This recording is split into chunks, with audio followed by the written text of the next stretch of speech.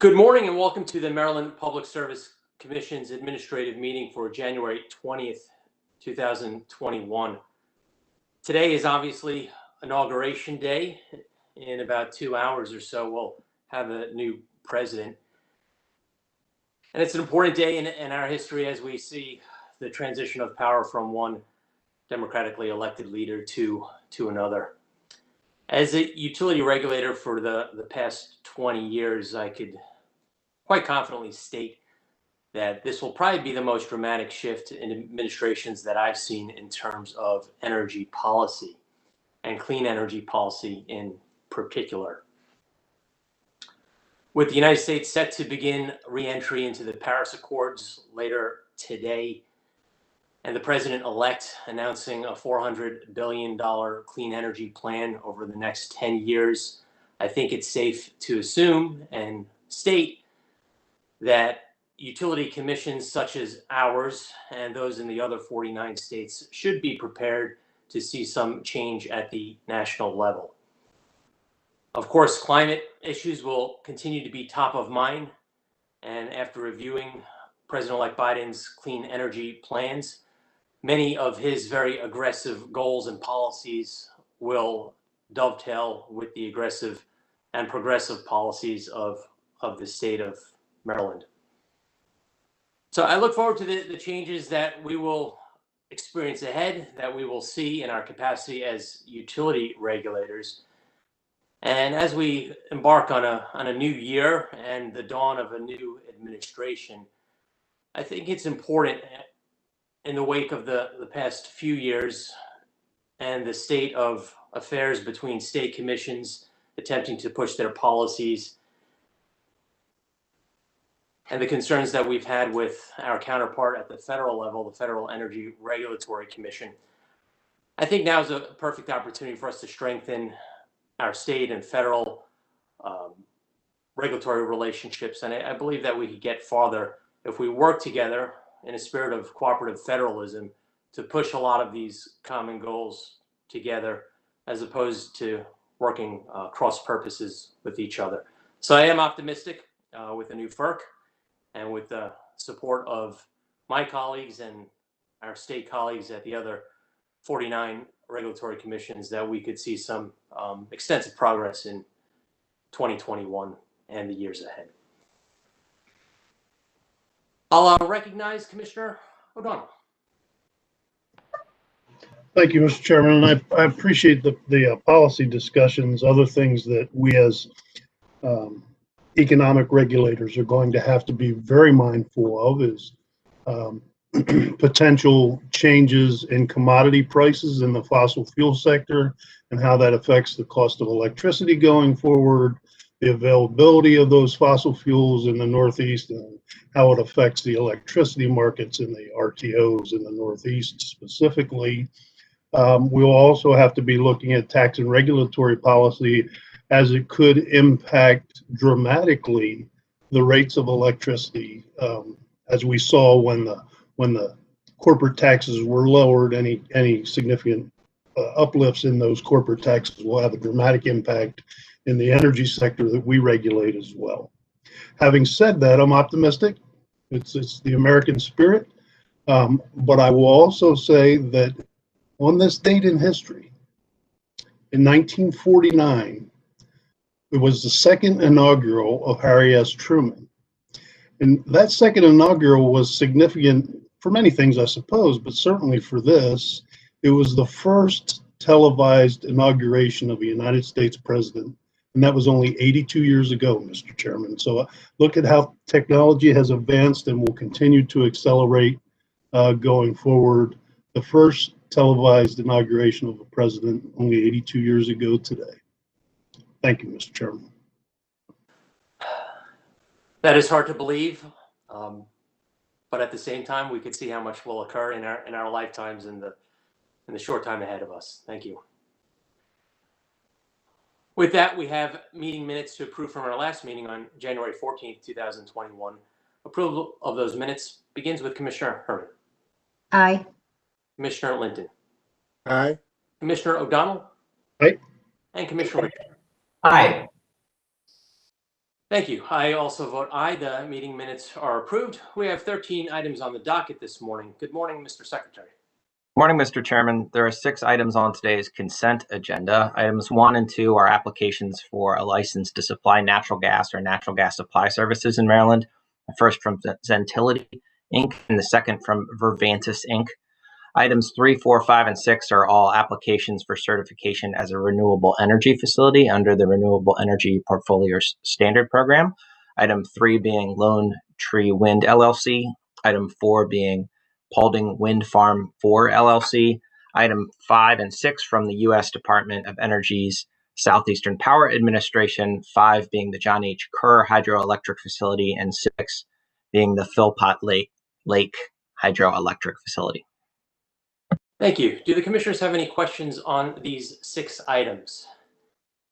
Hearing none, with respect to item number 1, I move that we grant the company a license to operate as a natural gas supplier in Maryland, limited to broker services for the customer classes and service territories applied for and recommended by staff, and direct the company to file notice with the commission within 30 days of any changes to the information in the application. With respect to item number 2, I move that we grant the company a license to operate as a natural gas supplier in Maryland, limited to broker services for the customer classes and service territories applied for and recommended by staff. The company to provide marketing materials specific to its Maryland operations to the commission, staff, and Office of People's Counsel 30 days prior to the utilization of the materials in Maryland. And finally, direct the company to file notice with the commission within 30 days of any changes to the information in its application. And with respect to items number 3, number 4, number 5, and number 6, I move that we approve the respective applications and issue a renewable energy facility ID certification number, that we direct the respective applicants to establish a REC account with PGM GATS within 30 days of certification, and that we direct the respective applicants to notify the commission within 30 days if the information on which their respective applications are based should change. The vote begins with Commissioner Herman. Aye. Commissioner Linton. Aye. Commissioner O'Donnell. Aye. And Commissioner Richard. Aye. I vote aye. The motions on the 6 items are approved. Mr. Secretary. Mr. Chairman, item number 7 on the administrative agenda consists of revisions from Baltimore Gas and Electric Company to its standby service price. On this item for staff, we have Afton Hauer and Peter Wilson. For the company, John Frayne and Beverly Sikora. And for Office of People's Counsel, Patrick O'Loughlin. Thank you. We'll begin with staff.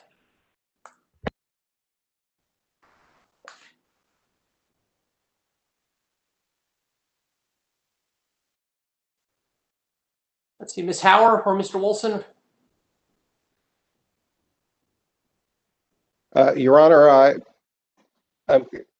I see Ms. Hauer is on the feed, and she has the presentation. Hi, can you guys hear me? Yes, we can. Hi. Okay, I may not be able to use video. I think my computer needs an update, if that's okay. That is just fine, Ms. Hauer. We can hear you fine. Okay, great. Thank you. Good morning, Mr. Chairman and Commissioners. Afton Hauer on behalf of staff. On December 18th, 2020, the Baltimore Gas and Electric Company filed Supplement 470 to PSC MD G-9 Rider 3 Standby Service Price. The standby service price reflects the pipeline capacity costs for providing standby service. Standby service is a voluntary service under Rider 3 for Schedule C daily metered customers, which are typically large commercial and industrial customers. Standby service provides a customer with a backup supply of natural gas when the customer's primary pipeline supplier has interrupted service. Customers pay the standby service price under Rider 3 for all therms delivered by BGE in the event the customer's transportation gas fails to be delivered into BGE's distribution system. The company proposes to increase the current standby service price from 13.39 cents per therm to 13.68 cents per therm. This will result in a positive monthly bill impact of $48.48, or 0.67%. The proposed change will become effective for the 12-month period beginning with February 2021 billings. The calculations for the proposed rates are subject to Phase 2 settlement agreement in case number 8950 and were not calculated in the company's multi-year rate plan in case number 9645. The calculations for the proposed rates are compliant with the Phase 2 settlement agreement in case number 8950. Staff recommends that the Commission accept the proposed tariff for filing to become effective for the 12-month period beginning with February 2021 billings. Thank you. Thank you, Ms. Howard. We'll turn to Counsel for Baltimore Gas and Electric. Good morning, Chairman Stanek and Commissioners. Beverly Sikora for BGE. I have no additional comments, but Mr. Frayne and I are available for questions. Thank you, Ms. Sikora. Do the Commissioners have questions on item number 7? Seeing none, I move that we accept the tariff revisions for filing to become effective for the 12-month period beginning with the February 2021 billings. The vote begins with Commissioner Herman. Aye. Commissioner Linton. Aye. Commissioner O'Donnell. Aye. And Commissioner Richard. Aye. I vote aye. The motion is approved. Ms. Howard, we could see you now. Great, thank you. Thank you. The next item, Mr. Secretary. Mr. Chairman, item number 8 consists of revisions from Baltimore Gas and Electric Company to their gas choice and reliability charges. On this item, for staff, we have Olivia Kirkendall, and Lloyd Spivak. For the company, John Frayne and Beverly Sikora. And for Office of People's Counsel, Patrick O'Loughlin. Thank you. We'll begin with staff. Good morning, Chairmen and Commissioners. Olivia Kirkendall on behalf of staff. Baltimore Gas and Electric filed Supplement 471 to update its Rider 7 gas choice and reliability charges for a 12-month period beginning in the February 2021 billing cycle. Rider 7 recovers costs associated with the gas system capacity and gas customer choice program. BGE proposes to increase its GCRC to $0.001 per therm for its firm distribution customers and to $0.004 per therm for its standby customers. The proposed rate charged to suppliers decreased to negative $0.0011 per therm. The increased estimated system growth capacity volumes from the 2019-2020 to 2020-2021 heating season resulted in a higher cost for system growth.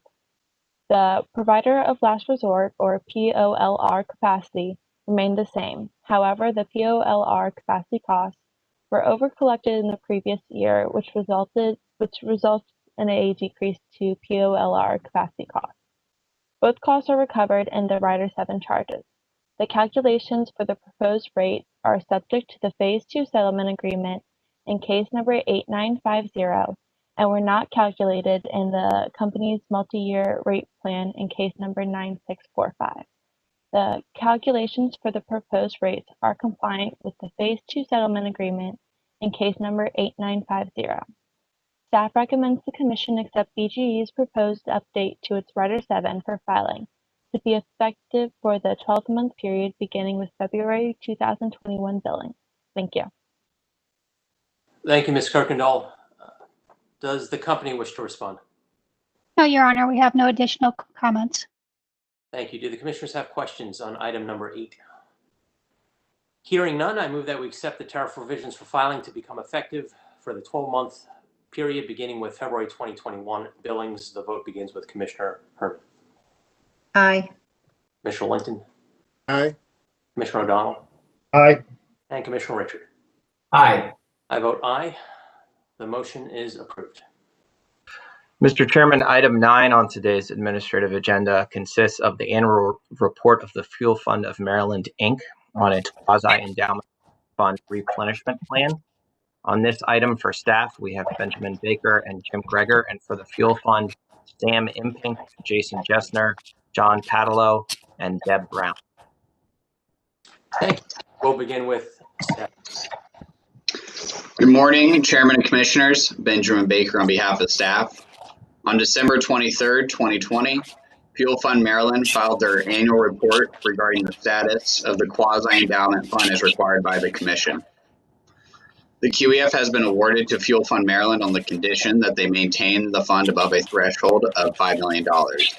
Fuel Fund Maryland previously failed to maintain this threshold and was required to restore the fund to $4.5 million. On September 9th, 2020, the Commission recognized Fuel Fund Maryland had met its obligation to restore the QEF to $4.5 million and accepted Fuel Fund Maryland's proposal to restore the QEF fund to $5 million.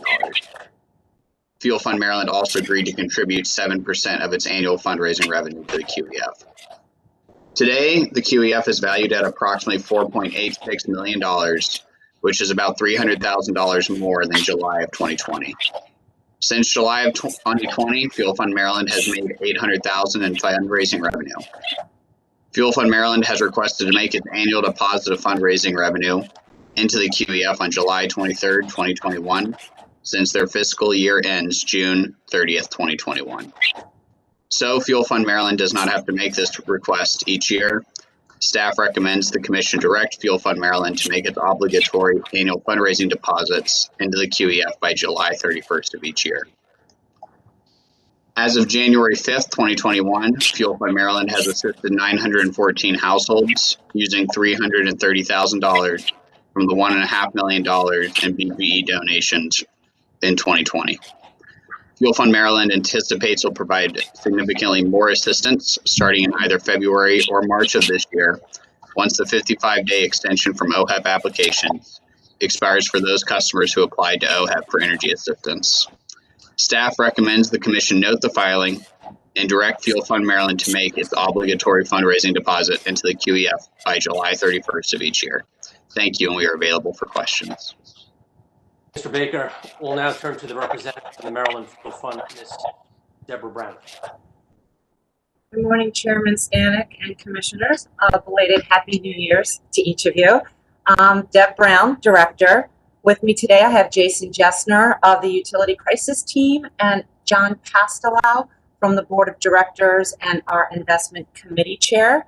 We're happy to answer any questions on today's recommendation, as well as provide you with a current update on the QEF as of today, current revenue and BGE dollars spent.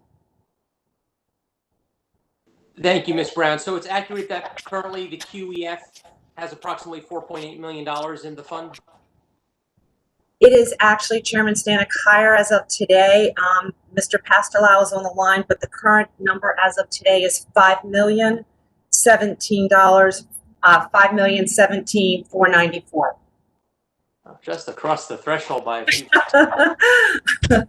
Well, we've come a long way. The Fuel Fund has come a long way since we met almost 2 years ago to correct the deficiency. So I'm glad to see that the fund has been topped off, and I know we have a commitment of the fund and the board to ensure that it's maintained, the corpus is maintained going forward. I would be interested in receiving a general update, but let me turn to my commissioners if they have particular questions on the item itself. Seeing none, Commissioner Linton. Thanks, Mr. Chairman. I just wanted to concur and also commend the Fuel Fund, not for the original situation that got us into this, but for the effort and the clear improvements that they've made to get to this point. They're going to be an important partner in assisting customers going forward. So I'm glad to see that they've gotten finally up to the threshold and are still actively and stronger now as a result. Thank you. Commissioner Richard. Yeah, I just wanted to join Commissioner Linton and congratulate the Fuel Fund and also thank them for the great work they're doing. But I did want to ask staff specifically, so does this mean that we don't really need to do, to order that they make its obligatory fundraising deposit? I mean, is that something we could strike from the proposed motion today? So from the September 9th meeting, Fuel Fund Maryland, until they reach $5 million, I believe, had to make an obligatory deposit of 7% of their annual fundraising revenue. And then if they did, once they passed the $5 million, it was only a unspecified, they still had to deposit something, but it was an unspecified amount. So I guess I was unaware they had crossed the 5 million threshold, so I haven't discussed this with our legal team. But I guess I would turn it over to Jim, but I think probably it would just have to be the unspecified amount and not the 7% amount. I don't quite understand. You say the unspecified amount. If they've already over the 5 million requirement, what there shouldn't be any required amount. Is that correct? Interrupt for a second. Ms. Brown, if you could mute your microphone. We're getting some feedback. Thank you. So a bit of the history on the QEF, my understanding is that that they had agreed to put forward some money towards the endowment, towards it every year. And so in September, they agreed to basically continue to put forward a specified amount until they reach the $5 million amount, until they reach the $5 million. But then after that point, they would still annually make some sort of a deposit into it, but there was not going to be any sort of a specified amount because it was above the $5 million threshold. And if Debbie and team have issues with that or they want to speak to it, certainly I'm all ears, but there hasn't been a request to modify that provision. Okay, given the particularly high needs of Marylanders this year, given the pandemic, I mean, would it be wise for us maybe to waive that requirement this year if we would need to do that? It just seems like those funds could be better put to use helping rather than going into an endowment at this point, particularly since it's already reached the required amount. Ben, I apologize because we got that update early this morning. I should have sent you an email, but we could, Commissioner Richard, with the anticipated amount, the 7% that we're looking to put in, it would roughly be about 84,000 to 100,000 based on the success that we're having on fundraising this year. That would help out an additional 280 to 300 households if we did not have to make a deposit into the QEF. Okay. Well, I'd like to suggest to my fellow commissioners, maybe we waive it this year so that 200,000 can be, $100,000 to $200,000 can be put directly to aid Marylanders. Thank you, Mr. Chairman. Thank you. Commissioner Richard, so that I understand you're making a proposal that the commission waive the July 31st, 2021 deposit into the QEF? Is that what? Yes, that's what I'm suggesting, that we waive that so that those funds, rather than going into the endowment, it would go to help with electric and gas bills. And if staff is prepared to answer, maybe Mr. Greger, you're in the best position to do so, or Mr. Baker. Would that determination, if it is the will of the commissioners, cause any conflict with our prior decisions by waiving the 2021 deposit to the QEF? I don't believe so, Mr. Chairman. I believe the $5 million limit was a result of the merger agreement. So as long as that was maintained, then it would be within the commission's purview to make that waiver. Thank you, counsel. Do any of the commissioners wish to speak on Commissioner Richard's proposal? Commissioner O'Donnell. Well, I have a question. Not knowing where the requirement resides for an unspecified deposit once the $5 million threshold is reached, it's not clear to me where that requirement is written or how it's written, not having reviewed that. Might it not make more sense, because I agree with Commissioner Richard, this money should be better spent during this pandemic assisting people who need help. I do not disagree with that one bit. Might it be better to suggest that a de minimis contribution, say of $1, would meet that requirement, and not get us into the legal machinations of trying to figure out where that requirement for some unspecified contribution resides, and what the implications of a waiver are? Because it's not clear to me. I think you could accomplish the same thing with what I'm suggesting without getting into the other side of the, okay, what are the ramifications of this mean?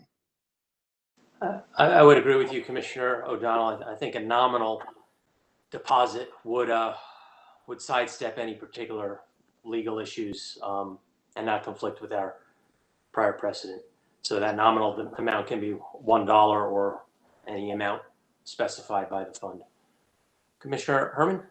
So, and I'm not sure because I don't know, and I'm not sure that anybody's looked at it carefully enough. It may be that we don't need to do anything, that the unspecified amount could be $1, it could be whatever fuel fund wants. And so I'd prefer to potentially just put this aside and not decide today on Commissioner Richard's request to issue a waiver, because we may not need one, and allow our staff and the fuel fund to get together, because it was my understanding, I believe that there was a $5 million fund, and then there was like a 10%, there's a 10% band in which they can operate, but it's not supposed to go below 4.5, I believe, million. And so just, I'm not sure that we need to take an action, and I want to be really careful, because I think that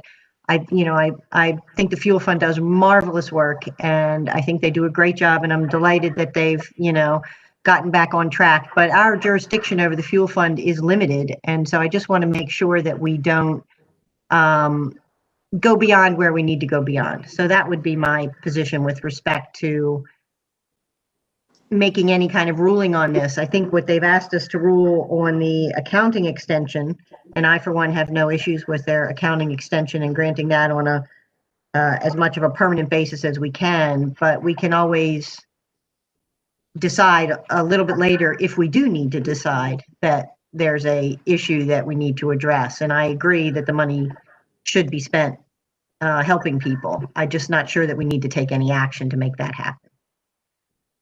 Commissioner Richard? Yeah, I mean, maybe staff could weigh in on this at this point. I just want to make sure that we're clearly communicating to the fuel fund after this meeting that we would like to, it's a sense, it appears to be the sense of the commission, we'd like those funds to be used to help people and not necessarily go to the fund. So I liked Commissioner O'Donnell's suggestion. But again, to Commissioner Herman, I just want to make sure that we don't leave this hanging in the air, especially if there is in fact a sense that we would like to see these funds go to citizens. And I do believe that we have a general consensus of the commissioners at this point. We have the luxury of some time, because the first deposit would not be necessary until July 31st. So at this time, I would propose to my fellow commissioners that we just simply note the filing, and that would allow both our staff and the fuel fund staff to figure out what next steps are required consistent with our precedent. And maybe, as Commissioner Herman stated, maybe we need not do anything, since the fuel fund has met its obligation to replenish the QEF back to the $5 million mark. And if necessary, either staff or the fuel fund could bring this before the commission sometime before July 31st, if it's necessary to be heard by the commission. Would there be any objection by my colleagues to simply noting the filing in that case? Okay, I believe Ms. Brown, Mr. Baker, and Mr. Greger clearly understood what I just stated, so we'll likely see everybody again. Let us vote on that motion, and then Ms. Brown, we could hear from you a brief update regarding the status of the fund and your activities. So I would move that we note the filing. The vote begins with Commissioner Herman. I vote aye to note the filing, and I'm just wondering whether we needed to rule on the accounting extension they wanted, 3 weeks from June 30 to July 23. Do we need to rule on that, Mr. Chairman? So let me turn to staff if we do need to make a ruling on that. It was not contained in staff's proposed motion, so I just wanted to confirm with Mr. Baker or Mr. Greger, do we need to rule on that issue? Yeah, so yeah, I believe it is in our, yes, we would just need you to just state that they have until either we were recommending July 31st as the extension, just every year, whatever you're going to deposit, do it by then, and we just have a clear goal mark, and they don't need to talk about it every year with us. That was the proposal. How should I phrase that motion, Baker. And direct Fuel Fund Maryland to make its obligatory fundraising deposit into the QEF by July 31st each year. Okay, I'll adopt the motion that you just stated with my motion to note the filing. And with that, we turn to Commissioner Herman. Aye. Commissioner Linton. Commissioner O'Donnell.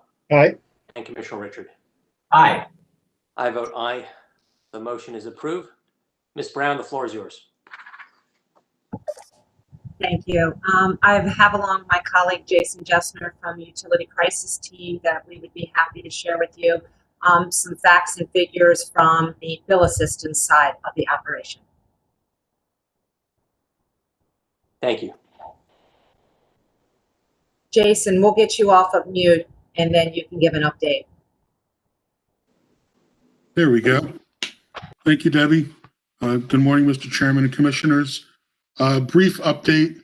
As of end of day yesterday, we have helped 1,054 households and provided just under 400,000 in assistance, 398 and change in assistance. We are seeing volumes continue to rise in new applications. We attribute that in part to initially the moratorium ending on turnoff notices back in October, but we've also seen an increase in this new calendar year, which, based on some research, seems to be a combination of clients completing their OHAP applications, receiving their OHAP grants, still needing additional assistance, and that's where we can step in and help them out. And also clients who were receiving the bulk of the turnoff notices, which happened November and December, recognizing that they have a limited time to get assistance, and we're seeing volumes increase amongst that group. So those are the two core groups. So volumes are continuing to rise, and as we mentioned earlier, we expect to continue to see more in the coming months. So we expect volumes to continue to increase through the rest of the fiscal year. Thank you for that update, Mr. Jesner. Obviously, you've been doing good work. Over 1,000 homeowners, ratepayers have been assisted. I am rather curious, though, with everything that's been going on, high unemployment rates, the $1.5 million that BGE provided to the fuel fund. At this time, it only appears that you used about $400,000, so a little more than $1 million still remains. Does that surprise you, or were you expecting to have that much in reserve at this point during the winter? It was a very hard number to predict. The challenge that we have, similar to OHEP and other support organizations, is that we're reliant on the clients to contact us. And so a lot of it is whether or not the clients are aware of us, whether eligible households do contact us, and how large their bills are. What has been surprising is that the bills are, the bill size is about the same as it has been in prior years. On average, clients' bills are between $1,000 and $1,100, and that's been the average bill size that we've helped out for the last 2 fiscal years.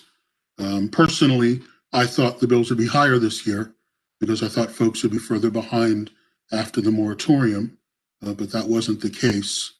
So that was a bit of a surprise in terms of expectations. One of the things that we're doing to change that, and hopefully we're going to be able to increase the number of households we service, is once we get the NDA approved with BGE, I know that was discussed at the last committee meeting, we'll be able to contact more clients because we'll actually be able to reach out to folks that need our help and hopefully make them aware of the fuel fund, which I think many eligible households are not, and increase the volume that way.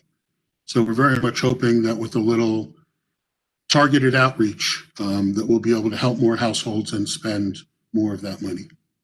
I am very glad to hear that BGE has a very good working relationship with the fuel fund.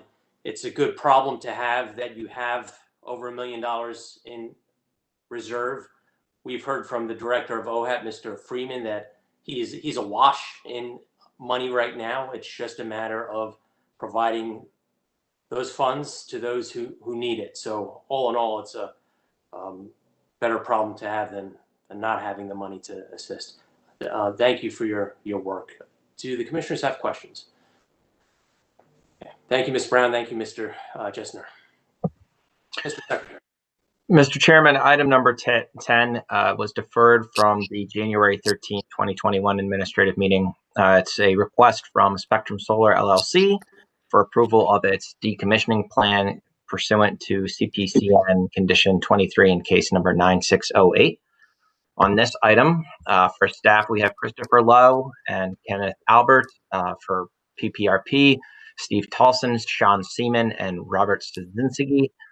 For Maryland Department of Environment, Michael Strand. For Spectrum Solar, David Bugelmans, Mike Alexander, Jeff Maturin, Jeff Suttle, Jay Wetmore, and finally for Office of People's Counsel, Philip Sheehan.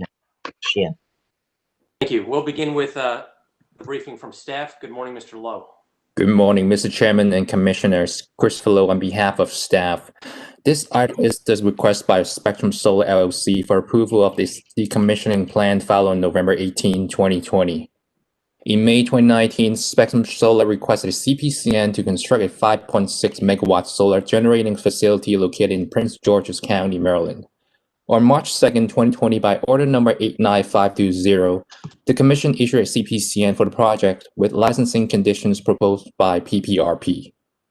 Pursuant to condition number 23, Spectrum Solar is required to file with Commission approval a decommissioning plan along with a decommissioning cost estimate from a third-party consultant to determine the amount of a surety bond, letter of credit, or other financial security for the decommissioning. In its filing, Spectrum Solar describes its plan for decommissioning activities for the equipment associated with the project after its useful life. The plan also addresses the removal of all structures, foundation, restoration of soil, and vegetation. Spectrum Solar provides cost estimates for decommissioning, including salvage and reuse values of panels and non-panel components. And Spectrum Solar forecasts decommissioning costs of $695,764 and salvage proceeds of $650,251, which results in a net decommissioning liability of $45,513. Spectrum commits to use either a surety bond or letter of credit as an appropriate mechanism to provide financial security for the estimated net decommissioning liability. Staff concludes that the plan is reasonable, and staff recommends that the Commission approve the plan and directs Spectrum to establish financial security for the estimated net decommissioning liability of the solar facility by the either surety bond or letter of credit. Excuse me. Directs Spectrum to provide evidence of this financial security, and also direct Spectrum to provide an updated decommissioning plan if the final construction cost is materially different than the cost included in the current plan. Thanks so much. Thank you, Mr. Lowe. We'll turn to counsel for the power plant research project. Good morning, Chairman and Commissioners. Steve Tolson, counsel for the power plant research program. The acting director of PPRP, Bob Stadzinski, is on this call today, as is Sean Seaman, I believe, who's the project manager for Spectrum Solar. PPRP filed its comments on January 15th, 2021, noting that it did not oppose the decommissioning plan, but raising two issues. One, that there was not yet evidence of insurance, and secondly, requiring that when they do their 5-year updates, that the salvage value be addressed, since that's still difficult to quantify at this time. I believe that after PPRP filed its letter, the counsel for the applicant provided an update that there is insurance. I'll let Mr. Bugelmans address that when he speaks. So PPRP does not oppose the decommissioning plan, and just simply notes that when these 5-year updates are due, that salvage value in particular is a matter that's going to have to be reviewed carefully since it's rather speculative at this time. And since I can't see everybody that's on here, if Mr. Seaman's on and wants to say anything, I'll stop now.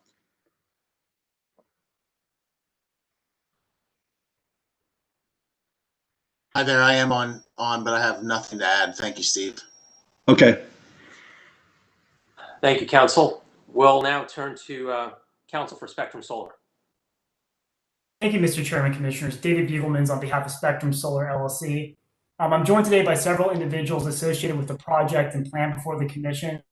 From the project owner, Lantine Development, I'm joined by Mike Alexander. From the project EPC, EDF Renewables, I'm joined by Jeff Macaran and Jeff Suttle. And from Westwood, which prepared the plan, I'm joined by Jay Wetmore.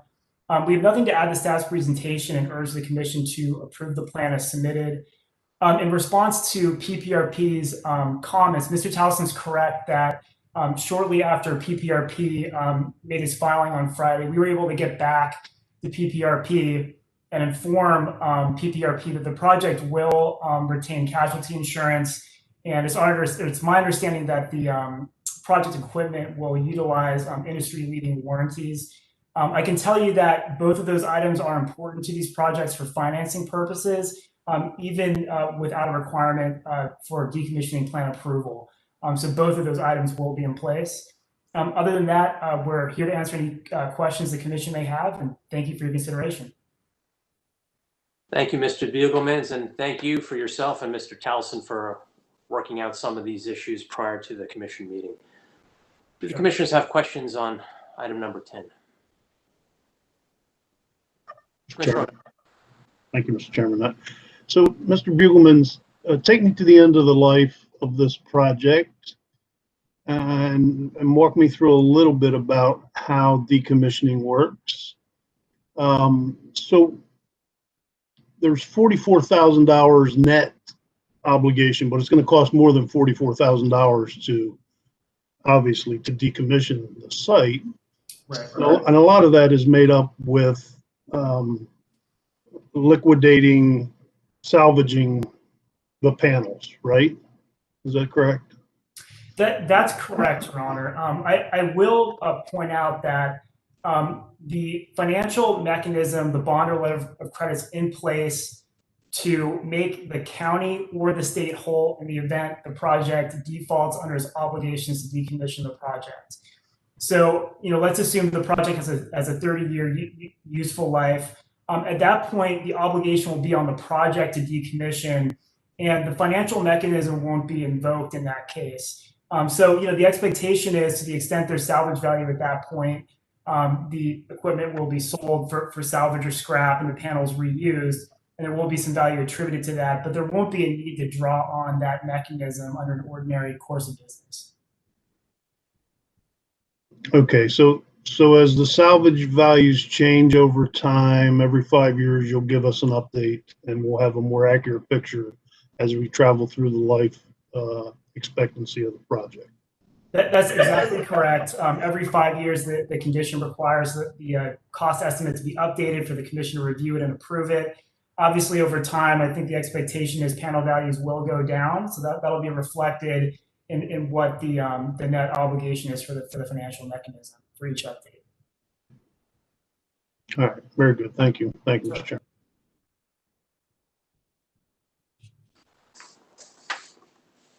Seeing no additional questions, I would move that we approve the plan, that we direct Spectrum Solar to establish funding for an estimated net decommissioning liability of the Spectrum Solar facility by either a surety bond or a letter of credit, and that we direct Spectrum Solar to provide evidence of its funded liability and to provide an updated decommissioning plan if the final construction cost is materially different than the cost included in the current plan.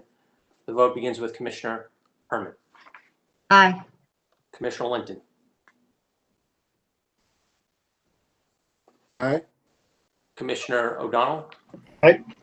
And Commissioner Richard. Aye. I vote aye. The motion is approved. Thank you. Mr. Chairman, item number 11 is a request from CP Crane LLC to extend the construction deadline in CPCN case number 9482. On this item, for staff, we have Christopher Lowe and Lloyd Spivak. For PPRP, Steve Tolson and Sean Seaman. For the Maryland Department of Environment, Michael Strand.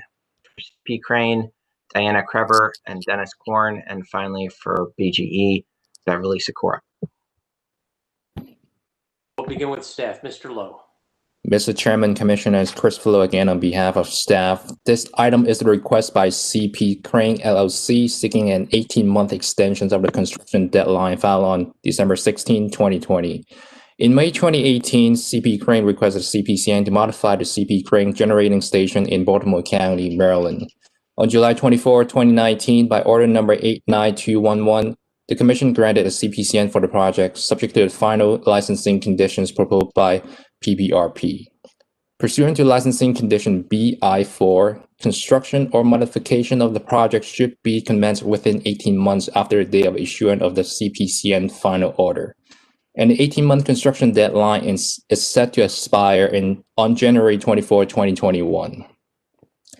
In this request, CP Crane explained that it is unable to commence construction by January 24, 2021 due to substantial delays in the Baltimore County local permitting process that has prevented the company from beginning grading work at the project site, and the PJM interconnection review process that also prevented the company from receiving the facility study and entering into final interconnection and construction agreements with BGE and PJM prior to the construction deadline. On January 11, 2021, PPRP and Maryland Department of the Environment filed a letter with the Commission stating that they do not oppose granting the extension of the construction deadline. And by granting the request, the new deadline to commence construction will be July 24, 2022.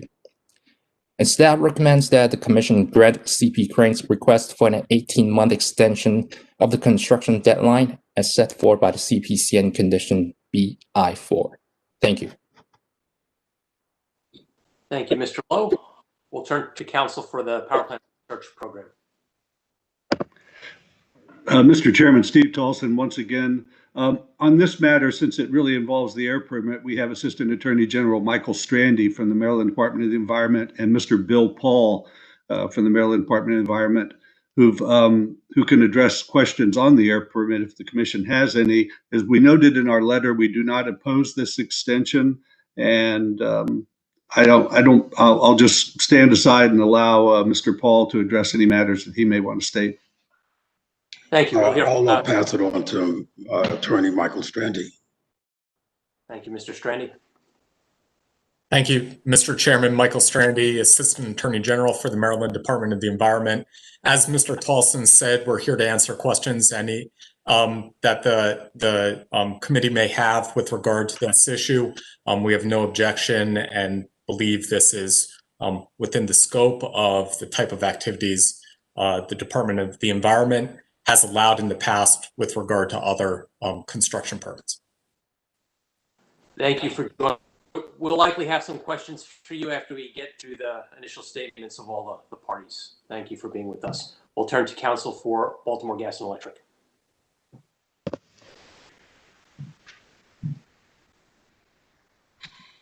Good morning, Chairman and Commissioners. BGE is just available for questions. We had no additional comments. Thank you. Mr. Bill Page and Mr. Tolson, if you could mute your microphones, we're getting some feedback from you. Thank you. We had a number of other filings made, and I just wanted to do a roll to see if those parties are present and wish to speak, including the Environmental Integrity Project, Chesapeake Climate Action Network, Sierra Club, Parties Blue Water Baltimore, Gunpowder Riverkeeper, and Chesapeake Legal Alliance. Are any of those parties present and wishing to speak?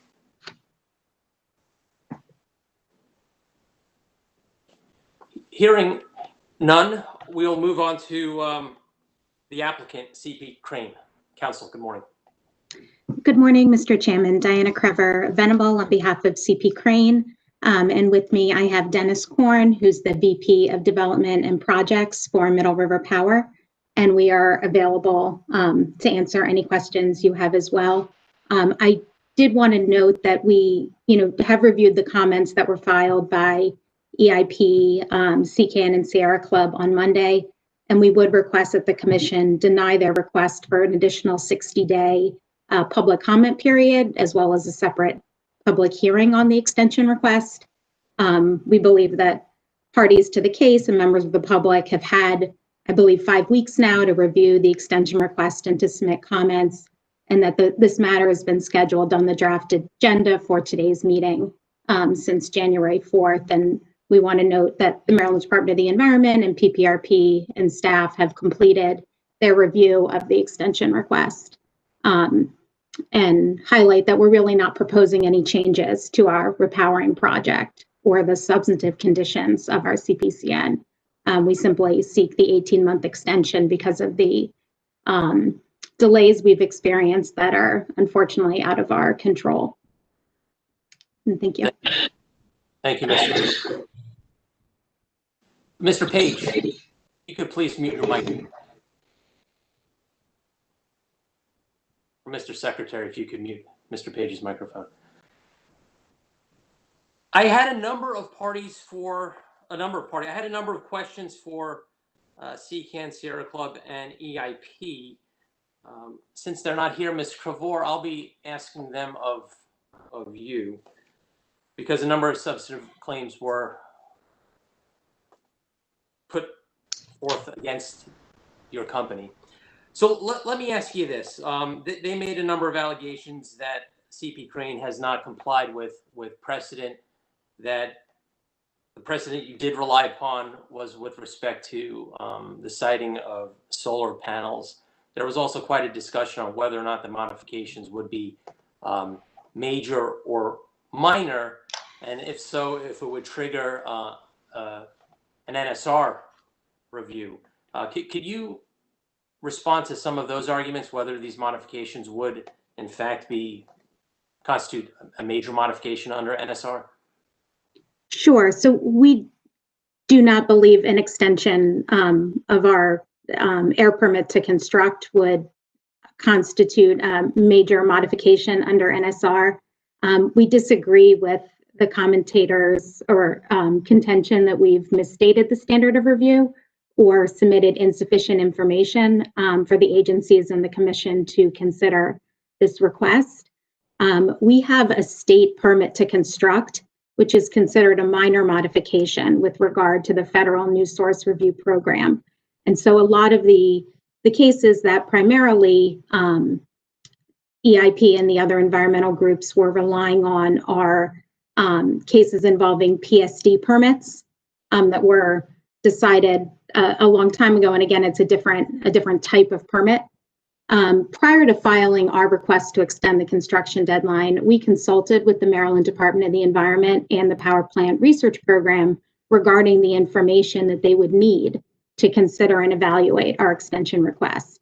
And then based on our review of the applicable regulations and our communications with Maryland Department of the Environment, we believe we've provided the information necessary to evaluate our request at this time, and that and I know MD is available to explain their approach as well, but we believe it's consistent with COMAR, which I believe we cited in our filing 26.11.02.04B, that MD may issue the state air quality construction permit for longer than 18 months, and that's what would be happening here.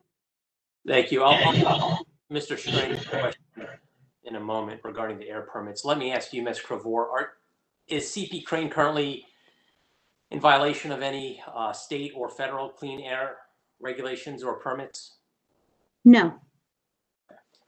Thank you. Mr.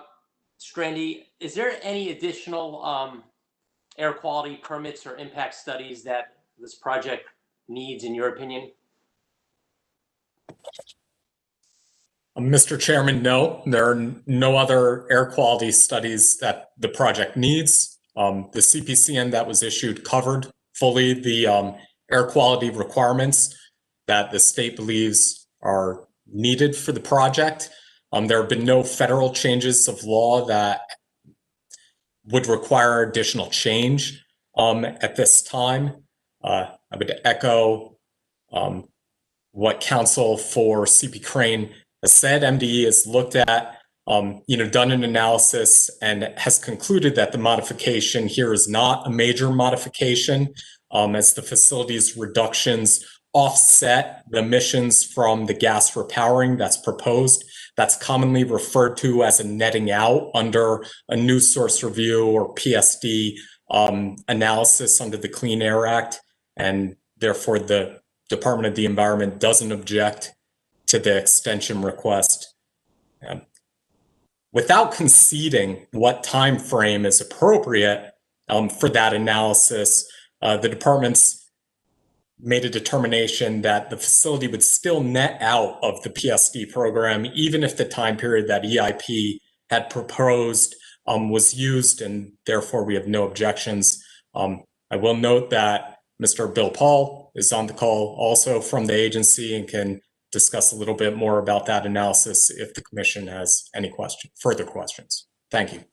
Thank you, Mr. Strand. You answered one of my questions in the response, your response. So just to be clear, and it's on the record, MDE's position is that granting the extension for the period that is being requested and the redesign that's envisioned of the facility does not constitute a transition from minor to major modification. Is that right?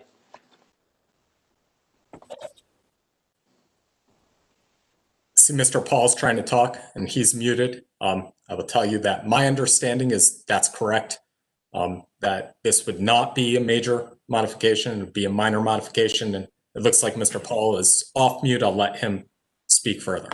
Oh, yes, that's absolutely correct.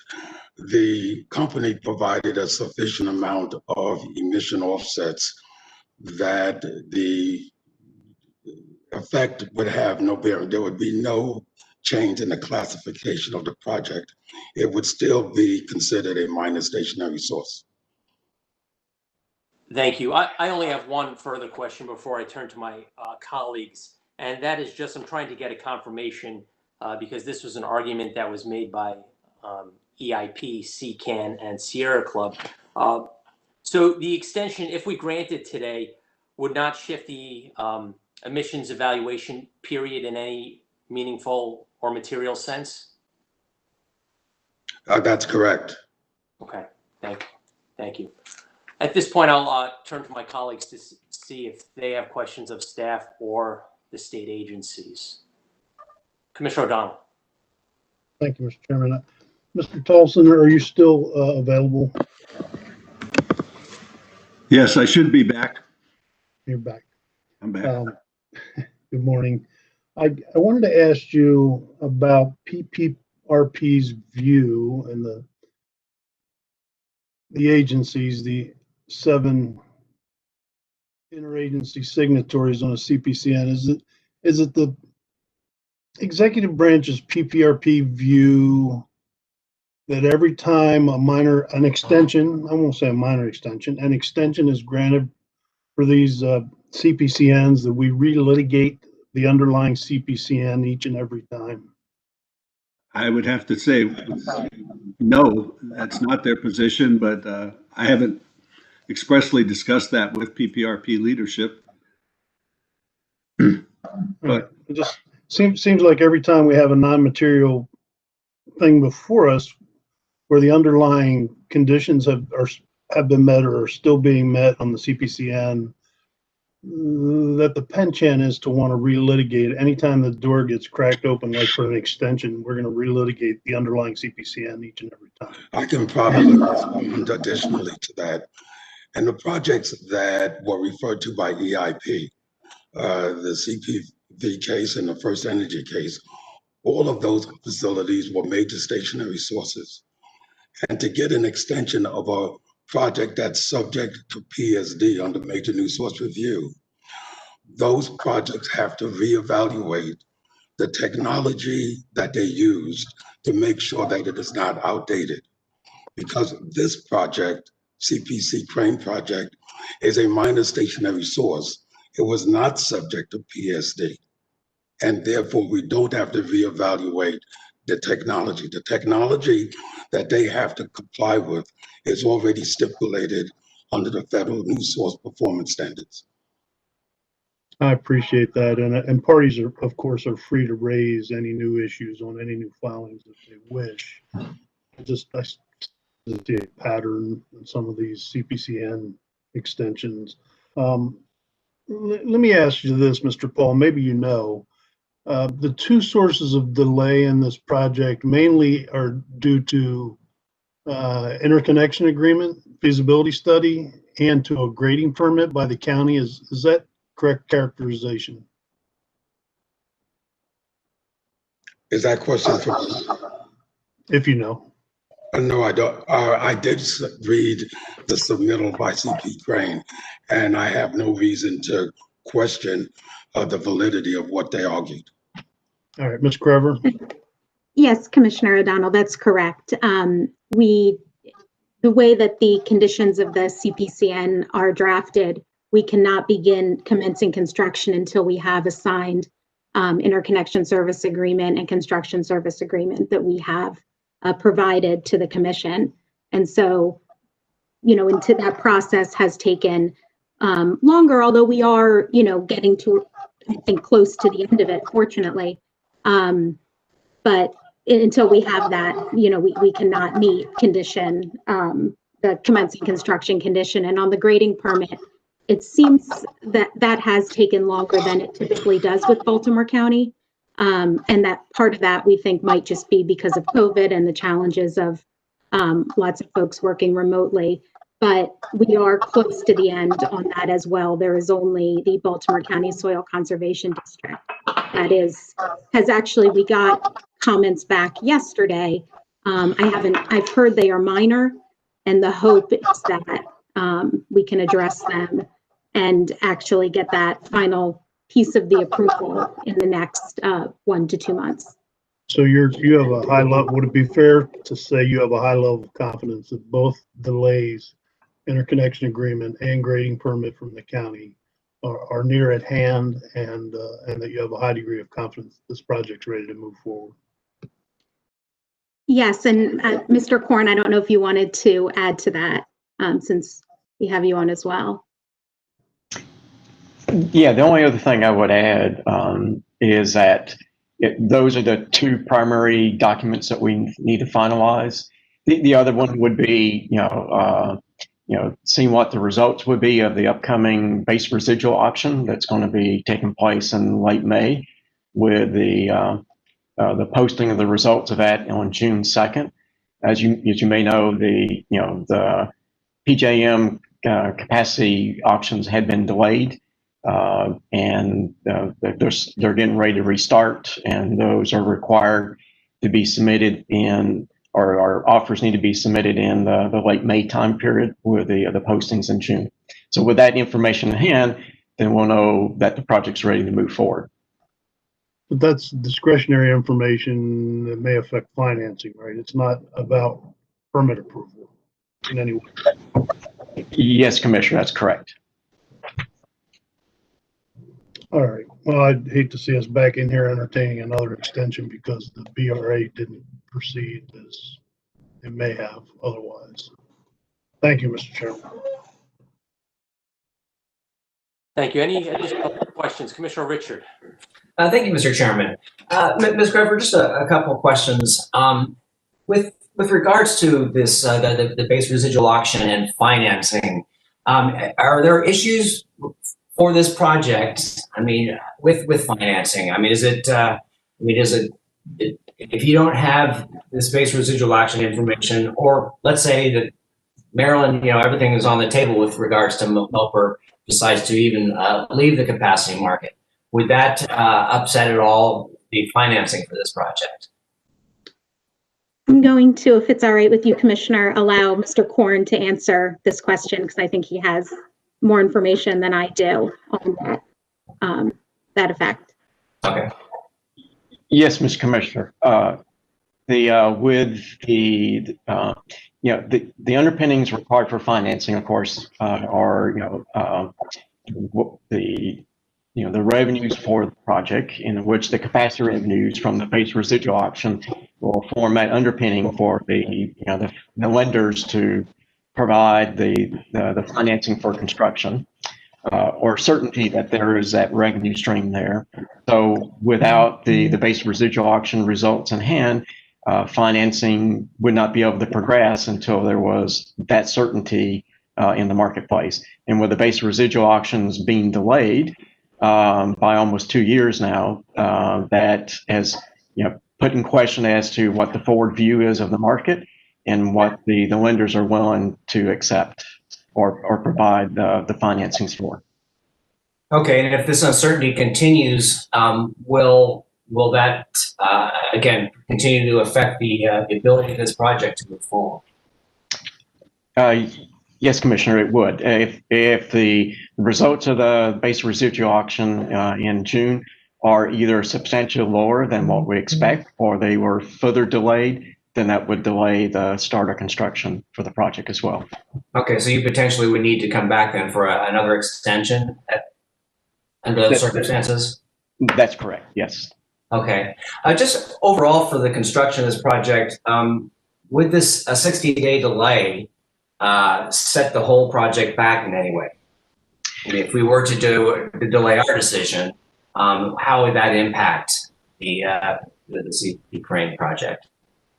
So it would impact in a couple ways. There are, as you can imagine, there are a series of kind of sequential events that depend on certain things happening at certain times. So one would be that we have our CPCN or extension, which would then potentially result in delays in finalizing an EPC contract, because until we know if there's any changes in the conditions associated with the permitting for the project, we would not be able to finalize an EPC agreement with a constructor and or the equipment supply.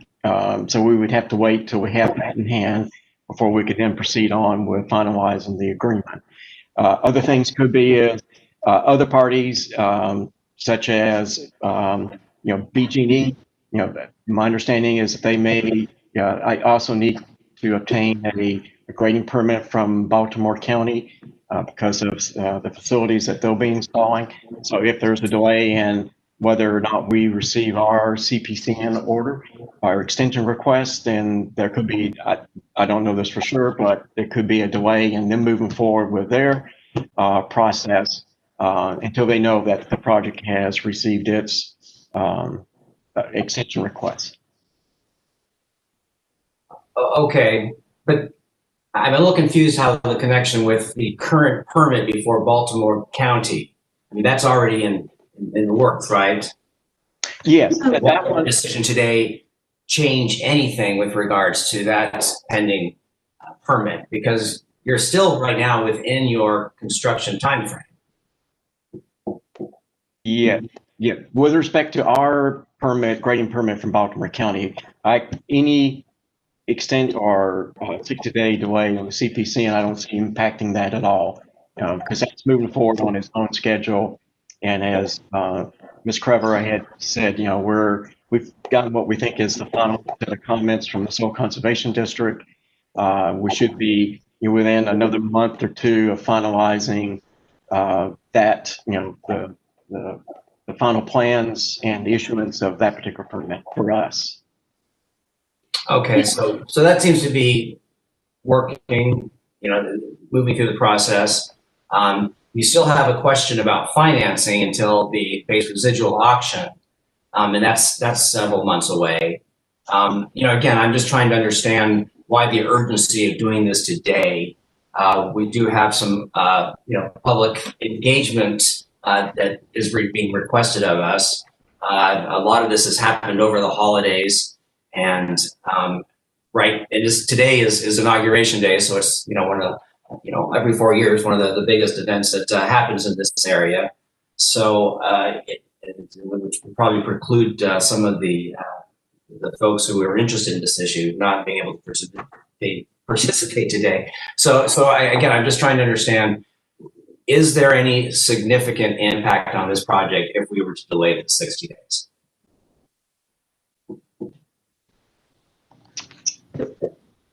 I think there is so many, and I think what Mr. Korn was talking about with BGE and the permits they may need, there are a lot of different pieces that need to line up in order to bring this project online when we are hoping to do so. And so the concern is that if we kind of have this uncertainty about whether or not there'll be an extension of the air permit, it puts a lot of things on hold, and a lot of folks that we are working with on other pieces of this project, potentially we lose some urgency there. And so that's kind of our concern, that 60 days can turn into 90 days and it becomes difficult to make sure we can start construction when we hope to. And we don't want to be back for an additional request. We want this to be it in terms of the need to extend this permit.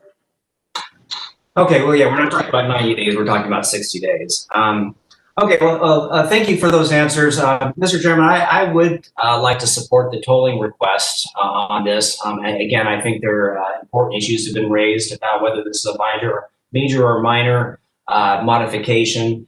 Particularly with the PSD issues, I would like to understand that better. And I think if we could actually have full engagement, I regret that we don't have the environmental advocates here today. I thought they for me anyway, submitted a very persuasive filing that I would like to know a little more about. And I think a little bit of back and forth would at least help my decision. Well, I just don't get the sense that there's truly a 60-day urgency, that we could do this, in February, March timeframe. My understanding, a lot of construction doesn't happen in the winter anytime. So anyway, that would be my recommendation, that we do grant the tolling request so we can have the full public engagement that I think this requires. Thank you, Mr. Chairman. Thank you, Commissioner. Commissioner Linton. Thank you, Mr. Chairman, and good morning, everyone. I just wanted to follow up on one of the questions that Commissioner Richard asked to CP Crane. Ms. Krever, you mentioned earlier that some of the other parties like EIP et al. Had 5 weeks to review the request that you're making here today. Could you explain what type of outreach CP Crane engaged in prior to today with some of the other parties? Sure. So we did not engage with just EIP, Sierra Club, and CCAN they are interested persons to the case. We did serve them, with our extension request on December 16th. They did not reach out to us with any questions or to discuss it. We also didn't, reach out to them beyond providing it to them. And we saw their filing on Monday. So we have not had a chance to speak with them. I think as Counsel for Maryland Department of the Environment and Bill Paul discussed, we don't think that even if the analysis based on the analysis they provided, we still are a minor modification. We don't think it changes anything about the permit or what requirements this project is subject to. Okay, so when you said earlier that they had 5 weeks to review, you were referencing the sending a copy of your request to them. Correct. I was referencing the period between when they received the request and today's admin meeting, okay. And the fact that it was on the admin calendar on the draft calendar for a long time, really from the beginning of this month, so that folks knew if they needed more time, they potentially could have requested it earlier. Okay. All right. Thank you. Thank you, Mr. Chairman. Commissioner, as I noted at the outset, I did have a number of questions. Oh, sorry, Commissioner Herman. And Commissioner Richard, are you back on as well in the queue? No, Commissioner Herman. Thank you. Thank you, Mr. Chairman. I just wanted to confirm what I believe I heard Mr. Strandy say. I'm just going to try to summarize the arguments of Sierra Club and EIC about with respect to this major versus minor. Their suggestion is that because if you extend the deadline, you potentially push, you have a different 5-year period over which you review the emissions. But I believe I heard you say that even if one were to accept that argument, and I heard you say that you don't necessarily accept that argument, but even if one were to accept that argument, you have looked at the emissions and it remains a minor modification in your view. Is that correct? That's correct, Madam Commissioner. In essence, if you look at the date that EIP suggests, the amount of emissions from the CP Crane facility would drop from, it was about 1,200, if I remember, down to 500 tons per year. And this project, the repowering, is proposed to put out about 160 tons per year. So you'd still be below, it would be a minor modification. You would still net out of the new source review / PSD analysis required by the Clean Air Act. Again, I would let Mr. Paul add anything if he thinks that's necessary, but you're correct, Madam Commissioner. Thank you. Mr. Paul? Mr. Strandy is absolutely correct. The net impact of this project is to reduce the emissions that were previously emitted by the shutdown units. There is a net environmental benefit to converting from oil units, coal-fired units, to natural gas units. And the ERCs, the emission reduction credits that they already have in hand because of the shutdown, is sufficient enough to cover the expected worst case emissions from the projected emissions from the new project. Thank you very much. I appreciate that, Mr. Paul. Thank you, Mr. Chairman. I believe that the questions that have been raised by EIP and Sierra Club and the other entities, I think they've been answered in my view, and even with specifics that we've just heard from Mr. Strandy and Mr. Paul. So I am inclined to grant the extension and not grant the 60 days because I'm concerned that if we continue, that this is something that we need to move forward with, and I believe the case has been made for the extension. Thank you. Thank you, Commissioner. After hearing the expert testimony from the MDE witnesses, I concur with your position. I had a number of questions at the outset based on the interveners' questioning and concerns that were raised, but those concerns have been addressed. I see no need to continue this item for a period of 60 days. Therefore, I will be proposing a motion to grant the company's request along the lines of the staff recommendation, although I do appreciate the alternative motion raised by Commissioner Richard. Commissioner O'Donnell. Mr. Chairman, likewise, I find the answers provided by Mr. Strandy and Mr. Paul compelling on behalf of the Maryland Department of the Environment under the leadership of Secretary Grumbles for the administration. And I think further delay, in my view, is not warranted, and I'm supporting moving forward today with the extension. At this time, I will propose that the Commission grant the company's request for an 18-month extension of the construction deadline set forth in the CPCN condition BI4. The vote begins with Commissioner Herman. Aye. Commissioner Linton. Aye. Commissioner O'Donnell. Aye. And Commissioner Richard. I'm going to vote no, but again, it's not because I have any qualms or question about the MDE and their expertise. I just would have liked to have the opportunity to have heard a response from the environmental advocates and better understood their position. And I think for transparency and public engagement, that's why I had proposed we go with the 60-day tolling. With that, I vote no. I vote aye. The motion is approved. Thank you. Mr. Chairman, Thank you, Commissioners.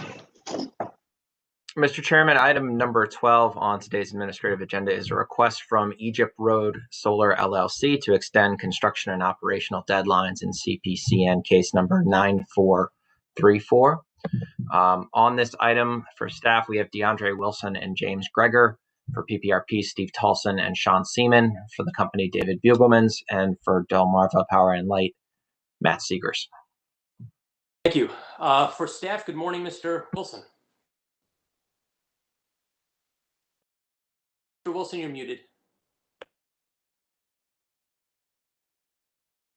Hello? Hello? There you are. Mr. Wilson, we can hear you now. Good morning, Mr. Chairman and Commissioners. This is DeAndre Wilson on behalf of staff. On October 27th of 2018, the Commission issued an order granting Egypt Road Solar LLC a CPCN to construct a 51.1 megawatt solar photovoltaic power generating facility. One of the conditions proposed by PPRP and adopted in the Commission's order stipulated that construction and operation of the project must commence within 3 years of receiving the CPCN and must be completed for operation not later than 4 years after receipt of the CPCN. If the project is not completed and operational within 4 years of the issuance of the final order, the CPCN shall expire and no longer constitute authorization to construct and operate the project. On December 18, 2020, Egypt Road Solar filed a written request with the Commission asking for a 3-year extension of the construction and operational deadlines proposed by PPRP as part of its licensing conditions. According to its filing, the company is unable to meet its deadlines due to DPL's failure to perform the necessary facility study in PJM's interconnection queue. Until DPL completes the facility studies, Egypt Road Solar will be unable to sign the required interconnection and construction agreements and begin actual construction.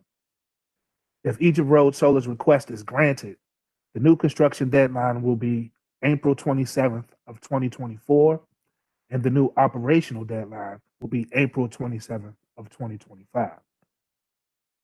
On January 13th of 2021, PPRP filed a letter with the Commission stating that it did not oppose granting the extension, but requested that the Commission order granting the extension required that Egypt Road Solar be required to file an updated application, site plan, and supporting documents detailing any changes made to the project, including the interconnection route and facilities. PPRP also requests the opportunity to review the materials and submit revised or new conditions to the CPCN for Commission consideration. Staff recommends that the Commission grant the company's request for an extension of the construction and operational deadlines outlined within its approved CPCN, subject to review and approval by the Commission of any new requirements and conditions proposed by PPRP. Thank you, Mr. Wilson. Oh, Mr. Wilson, did I cut you off? Did you have more to say? No, that was it. That was it, Mr. Chairman. Okay, thank you. We'll turn to council for the power plant research program. Good morning again, Steve Tolson from the Power Plant Research Program. Mr. Robert Sidzinski is on. He is the project manager for Egypt Road Solar, not Sean Seaman, but they're both on today. We filed our letter. I think Mr. Wilson accurately summarized what's in our letter, and I would note for the Commission that PPRP's position on these solar extensions is consistent with the two previous ones that were filed, the Brick Kiln Road Solar and Mason-Dixon Solar. We're simply saying that if we take this out another 3 years, that if things change, as they often do, then why PPRP would like an opportunity to review all those changes and to provide updated conditions to ensure the health, safety, and protection of the environment in accordance with its statutory mandate. If Mr. Sudzinski would like to offer anything in addition to that, I yield the floor. Good morning, Mr. Chairman and Commissioners. Yeah, Robert Sudzinski, Acting Director of PPRP, and I have nothing to add to that. Here to answer questions. Thank you. Thank you, Director Sudzinski. Before we turn to Egypt Road Solar, are there any additional stakeholders that wish to speak? Good morning, Mr. Chairman. Matthew Seegers appearing for Delmarva Power. Appearing with me today are Mr. Kevin Campbell, Principal Contract Specialist for Exelon Utilities, as well as Lawrence Mena, Principal Project Manager for Delmarva Power. Delmarva Power has no objection to the requested extension, and what we would like to do, Your Honor, is very briefly provide some more context associated with the timeline associated with the development of the facility study, not only with the Egypt Solar project, but this also affects the next item on the Commission's agenda as well. As the Commission is aware, the Egypt Solar project is going through the interconnection process that is administered by PJM, and Delmarva Power does interact with PJM at several points throughout that process. With specific regard to the timelines, Delmarva Power first provided to PJM a facility study for the Egypt Solar project on October 10th, 2018. And it remained with PJM until March the 3rd of 2020, at which time DPL was notified by PJM of its request to redo the facility study in what is called a retool. And for anyone who's not familiar with what a retool is, essentially, if an earlier queue project, if that drops out, it's up to PJM about whether or not they want to restudy a project that is later on in the queue to see if there are any additional upgrades that are needed. And that is it's at PJM's discretion, but we were notified about the retool request on March the 3rd of 2020. Moreover, on May the 25th, Your Honor, PJM notified Delmarva Power that the developer had elected what's known as the option to build. Essentially what that is that for transmission upgrades that are identified as necessary to interconnect a project, the developer has what's called the option to build, where they can build those upgrades themselves, rather than having the transmission owner, in this case Delmarva Power, build those upgrades. And it's also worth noting, Your Honor, that the option to build exercise for this project was one of the first that was done under PJM's revamped option to build rules, which were enacted in accordance with FERC Order 845. So it did require a pretty extensive redo of the facility study for this project. And Delmarva Power has submitted revised facilities to PJM on August the 10th of 2020, and then a revised version of that study was provided on January the 8th of 2021. Delmarva Power is currently in the process of responding to questions for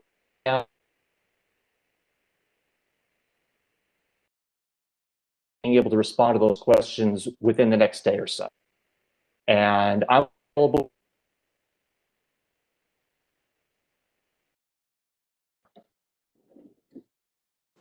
Mr. Seegers, I think it was too good to be true. We had your audio and video for everything up until the very end. I think you were just about to say you're happy to answer questions, but I want to make sure we didn't miss anything substantively. That is correct, Your Honor. I will leave my video off for now. I was just saying that I, as well as Mr. Campbell and Mr. Mena, are available if you have any questions. Thank you. We appreciate the further background on PHI on this issue, and I suspect it might save you some additional discussion on the next case as well. At this point, we will turn to counsel for Egypt Road Solar LLC. Thank you, Mr. Chairman, Commissioners. David Begelmans on behalf of Egypt Road Solar LLC. I'm also joined today by Kevin Clark and Colin Mott from Urban Grid, the owner of the project. I have nothing to add to staff's presentation or any of the comments made today. We're here to answer any questions. Thank you for your consideration. Thank you. We have seen a string of these similar situated cases in the past, and I suspect we will see some going forward. I appreciate the comments of Mr. Seegers giving us a little more insight into why some of these delays occur. However, I don't have any questions for you, Mr. Begelmans. Do commissioners have questions of the parties? Commissioner O'Donnell. Thank you, Mr. Chairman. Mr. Seegers, I have maybe some questions for you and your team. Yes, sir. Commissioner O'Donnell. So, are you aware that based on a bench request at a previous delay, I asked our engineering staff to look into the nature of these delays, to chronicle them, to let the commission know kind of how many we had out there and what the various levels of delay were. Are you aware of that? I am aware of that Delmarva Power did respond to a data request on a project that the commission granted a waiver for last month. In terms of the bench data request, Your Honor, I am not aware of. So they did it for us, of course, and it was much appreciated by this commissioner and I'm sure others. But there's quite a few projects out there, and this commission often gets blamed for these delays by the advocates when the problem lies between the transmission owner, the applicant, the transmission owner, and the RTO. More often than not, the transmission owner and the RTO not providing these feasibility studies, these interconnection agreement studies in the time frame promised. You laid out some reasons, kind of in a preemptive excuse justification, knowing that some of us might have some questions, but I have to tell you, the biggest threat, and I've been saying this for years, to PJM and to the competitive marketplace is the RTO and or the transmission owners messing with sovereign states' rights. We're seeing that play out to a certain degree right now with certain parties in our legislature and other legislatures in PJM, considering removing the state from that. The state has plenary power and sovereign authority in our system. And the biggest threat to that is delays thwarting state policy. And I see a pattern of delay. I just do. Between PJM and the RTO, and it's always this. I see it all the time. It's like as obvious as the back of my hand. What say you? Your Honor, first of all, I don't disagree that with what you're saying concerning state sovereignty. What I will say, Your Honor, is that this is a rather, essentially the delays that are associated with these projects, I think, are the result of two things. One of which is a revamp, as I mentioned before, of the option to build. But more importantly, Your Honor, I think it is because not only Delmarva Power, but the PJM, at least right now, is being inundated with interconnection requests, primarily from renewable projects. As the chairman indicated at the outset of the hearing. Mr. Seegers, can I stop you? Sure, of course. Because it's state policy. The legislature has passed the law, the governor is executing the law, and we're charged with administering the law to increase renewables. Hello? Is anybody out there? Anybody paying attention to state law? Understood, Your Honor. Understood, Your Honor. I'm just trying to explain why there is a delay in the interconnection process, Your Honor.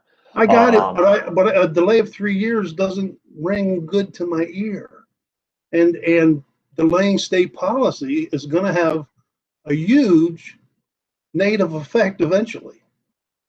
That rock is going to start rolling down the hill and it's going to end up in an avalanche at the bottom. And I hope someone's listening. Understood, Your Honor. Unfortunately, I can only speak for Delmarva Power. I can speak to what I know of PJM, but obviously I cannot speak on their behalf.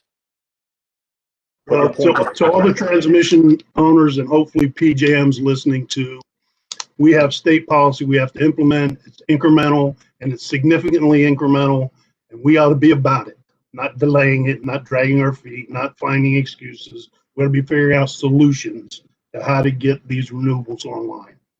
Period. Full stop. Thank you, Mr. Chairman. Thank you, Commissioner. Do other commissioners have questions or comments? Commissioner Herman. Thank you, Mr. Chairman. Mr. Bugelmans, I just have a question for you. I was a little confused with the second to last paragraph in your request where you're asking that the commission temporarily extend the deadlines, and that kind of confused me, because it seems to me that by the time you're ready to, that was for purposes of allowing PPRP and staff sufficient time to look at the updated application. But I don't think you really meant temporarily, did you? You want us to, you're requesting an extension of the deadlines, but you're agreeing that you'll submit the updated information in sufficient time for staff and PPRP to make their review and propose additional conditions if appropriate. Is that correct? That's exactly correct. I can tell you that language is in there because in some of these previous requests, because of the nature of these deadlines, we basically ran up against them, and then I was kind of running around trying to get the executive secretary and the commission to grant a temporary extension just to kind of keep it open. So it was supposed to allow for that. But yes, that's my understanding, that if the commission grants these requests today, it would extend the deadlines. The project would be required to submit any information on changes to the project to PPRP, and then PPRP would be able to make changes to the conditions. I think there would probably be two categories of changes. One would be kind of updates to reflect their current best practices and sets of conditions, which are irrespective of any design changes. And the second would be to account for any design changes. Okay, thank you. I just wanted to clarify that this was, you weren't requesting a temporary extension, you're requesting an extension. All right, thank you very much. Thank you, Mr. Chair. Thank you. Seeing no additional questions from commissioners, I'm prepared to move that we grant Egypt Road Solar LLC's request for an extension of the deadlines outlined within the approved CPCN, subject to the filing requirements and conditions proposed by the Power Plant Research Program and its comment letter dated January 14th, 2021. The vote begins with Commissioner Herman. Aye. Commissioner Linton.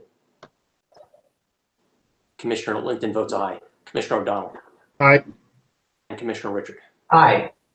I vote aye. The motion is approved. Mr. Chairman, the final item today, item number 13, is a request to extend the construction and operation deadlines for Jones Farm Lane Solar LLC and CPCN case number 9436. On this item, for staff, we have Roger Austin and James Greger. For Jones Farm, David Bugelmans and Kevin Clark. For PPRP, Steve Tolson and Sean Seaman.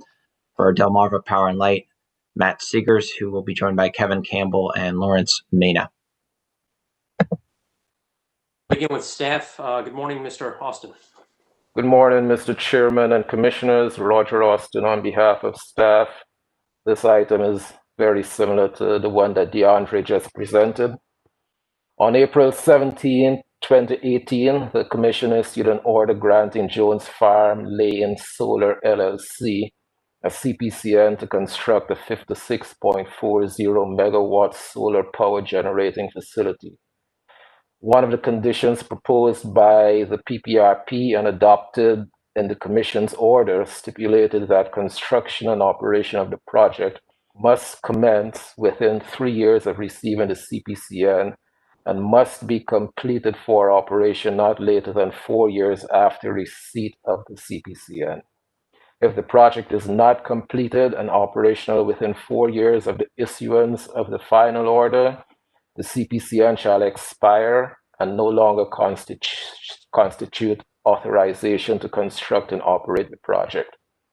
On December 18, 2020, Jones Farm filed a written request with the Commission asking for a 3-year extension of the construction and operational deadlines proposed by PPRP as part of its licensing conditions. Through no fault of its own, the company is unable to meet its deadlines because it only just received its facility study report from the interconnecting utility Delmarva Power on December 11, 2020, nearly 3 years later than the scheduled date of December 28, 2017. Without having this final study in the PJM interconnection review process, these past 3 years, the company was unable to sign the required interconnection and construction agreements and begin actual construction.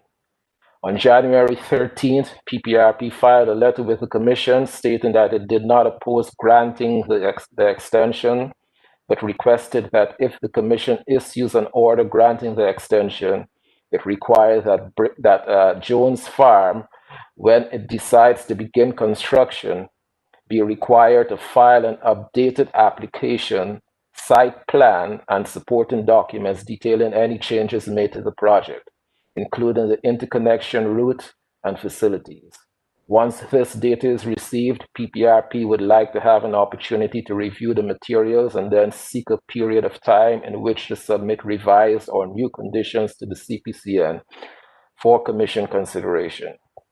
Staff recommends that the Commission grant the company's request for an extension of the construction and operational deadlines outlined within its approved CPCN, subject to review and approval by the Commission of any new requirements and conditions proposed by PPRP. Thank you. Thank you, Mr. Austin. Counsel for the Power Plant Research Program. Good morning, Chairman and Commissioners. Once again, Steve Tolson for PPRP, and I have Sean Seaman, who's the project manager for the Jones Farm solar project online. I think that as Mr. Wilson did and Mr. Austin's just done, he's accurately stated our letter. It's the same response that we had for Egypt Road Solar. Same issues there, and I have nothing further to add, and I'll yield to Mr. Seaman if he wants to add anything. No, nothing to add. Thank you. We'll turn to counsel for Delmarva Power and Light. Good morning once again, Mr. Chairman, Commissioners. Matthew Seegers for Delmarva Power. I won't repeat the presentation that I just made for the previous item, only to say that the same issues were encountered for this project. There was a retool associated with this project in early 2020, and the developer did decide to exercise the option to build midway through 2020. So with that, I'm available if there are any questions. Thank you. We'll turn to counsel for Jones Farm Solar. Thank you, Mr. Chairman, Commissioners. David Beaglemans, this time on behalf of Jones Farm Lane Solar LLC. Again, I'm joined by Kevin Clark and Colin Mott from Urban Grid, the project owner. We have nothing to add on this request. We're here to answer any questions. Thank you. Do commissioners have questions? Mr. O'Donnell. Mr. Beaglemans, you or your clients, did they make a decision to do the build option halfway through 2020 based on the fact that they weren't getting anywhere with the transmission owner? I'm not aware of the reason for the change. I do know that Colin Mott, who manages interconnection issues for Urban Grids he may be able to provide some detail around it. Yes, David, thank you. This is Colin Mott. Can you hear me?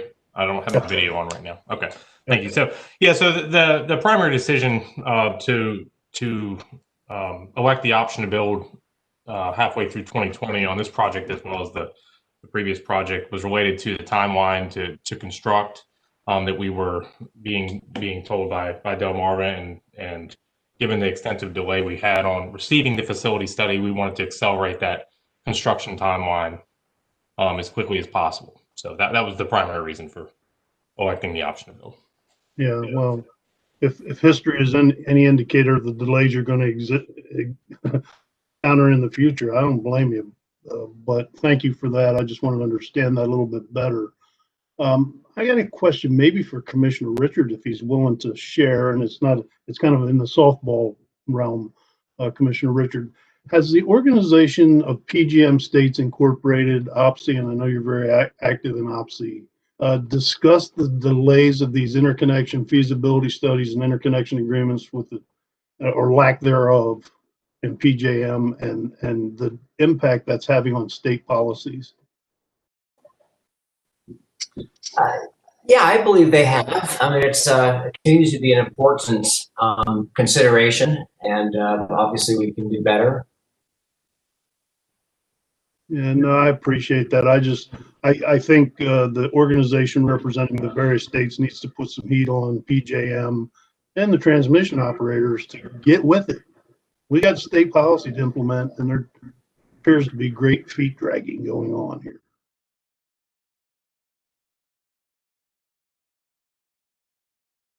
Commissioner Linton. Thank you, Mr. Chairman. I had a question for Mr. Austin regarding a comment that he made on page 4 of his of the staff review. We heard earlier during the Egypt Road solar discussion, and we were just talking about the challenges of PJM with interconnection. Is that what you were referencing when you discussed DPL inability to process its backlog of facility studies, or was that a separate issue? So I'm trying to pull up page 4, you said. Yeah, it's the paragraph directly, well, it's the second paragraph before the recommendation. So I guess it would be second paragraph, the biggest one on the page. Yeah, so the projects find themselves unable to move forward due to DPL's, the inability of DPL to process its backlog of facility study within the normal framework of time. So what is the question again? Were you referencing the issues we were just discussing with PJM, or were you discussing something else there? Correct. The issues you were just discussing. Okay. So yeah, the final study, the facility study, the transmission owners required to perform that study, and I believe Mr. Seegers was attempting to explain the back and forth that DPL has with PJM regarding how they complete that study. So now the study is greatly delayed, and it's affecting these projects. Okay, thank you. I just wanted to be clear. Thank you, Mr. Chairman. Thank you, Commissioner. Seeing no additional comments or questions, I'm prepared to move that we grant Jones Farm Lane Solar LLC's request for an extension of the construction and operational deadlines outlined within its approved CPCN, subject to the filing requirements and conditions proposed by the Power Plant Research Program in its comment letter dated January 13th, 2021. The vote begins with Commissioner Herman. Aye. Commissioner Linton. Aye. Commissioner O'Donnell. Aye. And Commissioner Richard. Aye. I vote aye. The motion is approved. That is our final item for today, with nothing else on the Commission's agenda. This hearing is now adjourned. Thank you.